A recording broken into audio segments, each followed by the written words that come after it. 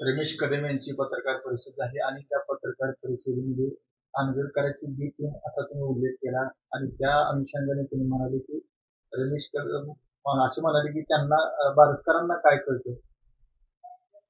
मी रमेश कदम आमदार म्हणून किंवा एक चळवळीतला कार्यकर्ता म्हणून सर्वसामान्य कुटुंबातून येऊन आमदारपदावर मजल मारली म्हणून मी त्यांची या ठिकाणी इज्जत करतो. पण काल मी पत्रकार परिषद पाहिली. त्या पत्रकार परिषदेला 3 जण होते. मुंबईचे माजी आमदार रमेश कदम, नरखेडचेच विनय पाटील, पण ते पुण्यात राहतात, आणि तिसरे व्यक्ती आमचे मित्र पिनूरचे चौरे, म्हणजे एक मुंबईचे, एक पुण्याचे आणि एक पिनूरचे, आणि तिघांनी पत्रकार परिषद घेतली की मोहोळ शहराच्या नगरपालिकेच्या अनुषंगाने मोहोळ शहराचा विकास झाला. मला त्यांना आपल्या माध्यमातून प्रश्न विचारायचा आणि जनतेला देखील या ठिकाणी सांगायचं, त्यांना मोहोळचं काय माहिती आहे? मोहोळचा सांडस कोपरा माहिती आहे का? मोहोळचा हत्तीगडाचा लवण त्यांना माहिती आहे का? मोहोळचा गुमते घाट त्यांना माहिती आहे का?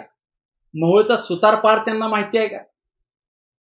मोहोळचं उपाताईचं मंदिर त्यांना माहिती आहे का? मोहोळचं नीलकंठेश्वराचं मंदिर त्यांना माहिती आहे का? मोहोळचे कैलासवासी मनुलाल शेख त्यांना माहित आहेत का?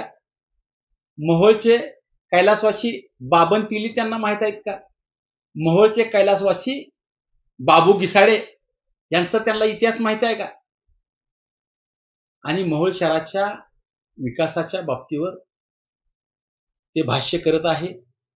ज्यावेळेला त्यांना हे समजल याच्या मागे कोणीतर आहे आणि आम्हाला ते कंट्रोल करतात, ज्यावेळेला त्यांच्या लक्षामध्ये येईल त्यावेळेला कंट्रोल करणारा कोण आहे हे समजल्यानंतर त्यांना देखील हे सोडून जातील.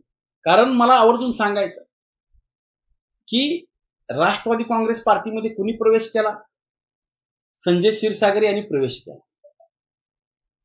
मग संजय क्षीरसागर इथला मोहोळचा असताना त्यांच्या हातामध्ये काही इथली सूत्र दिली गेली नाहीत, आणि ज्यांना या मोहोळ शहराबद्दल जास्तीची माहिती नसताना त्यांच्या हातामध्ये सूत्र दिली गेली, याच्यामधला फरक जनता ओळखते.